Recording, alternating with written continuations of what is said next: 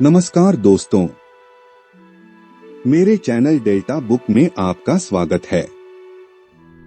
अकबर ने कड़कड़ाती सर्दियों के मौसम में एक दिन यह ऐलान किया कि अगर कोई व्यक्ति पूरी रात भर पानी के अंदर छाती तक डूबकर खड़ा रह पाएगा तो उसे 1000 मोहरों का इनाम दिया जाएगा। इस चुनौती को पार करना काफी कठिन था, पर फिर भी एक गरीब ब्राह्मण अपनी बेटी के विवाह के लिए धन जोड़ने की खातिर तैयार हो गया।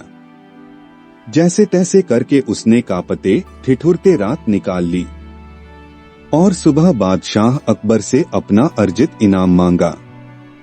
अकबर ने पूछा कि तुम इतनी सर्द रात में पानी के अंदर कैसे खड़े रह पाए। ब्राह्मण ने कहा कि मैं दूर आपके किले के झरोखों पर जल रहे दिए का चिंतन कर करके खड़ा रहा और यह सोचता रहा कि वह दिया मेरे पास ही है। इस तरह रात बीत गई।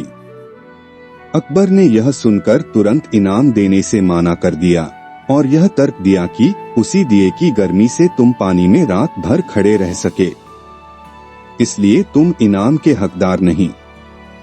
ब्राह्मण रोता हुआ उदास होकर चला गया। बीरबल जानता था कि ब्राह्मण के साथ यह अन्याय हुआ है। उसने ब्राह्मण का हक दिलवाने का निश्चय कर लिया। अगले दिन अकबर और बीरबल वन में शिकार खेलने चले गए। दोपहर में बीरबल ने तिपाई लगाई और आग जलाकर खिचड़ी पकाने लगा। अकबर सामने बैठे थे। बीरबल ने जानबूझकर खिचड़ी का पात्र आग से काफी ऊंचा लटकाया। अकबर देखकर बोल पड़े कि अरे मूर्ख, इतनी ऊपर बंधी हांडी को तपन कैसे मिलेगी? हांडी को नीचे बांध वरना खिचड़ी नहीं पकेगी। बीरबल ने कहा पकेगी, पकेगी, खिचड़ी पकेगी, आप धैर्य रखें। इस तरह दोपहर से शाम हो गई और अकबर लाल पीले हो गए और गुस्से में बोले, बीरबल तू मेरा मजाक उड़ा रहा है, तुझे समझ नहीं आता, इतनी दूर तक आंच नहीं पहुंचेगी, हांडी नीचे लगा। तब बीरबल ने कहा कि अगर इतनी सी दूरी से अग्नि खिचड़ी नहीं पका सकती तो उस ब्राह्मण को आपके किले के झरोखे पर जल रहे दिए से ऊर्जा कैसे प्राप्त हुई होगी।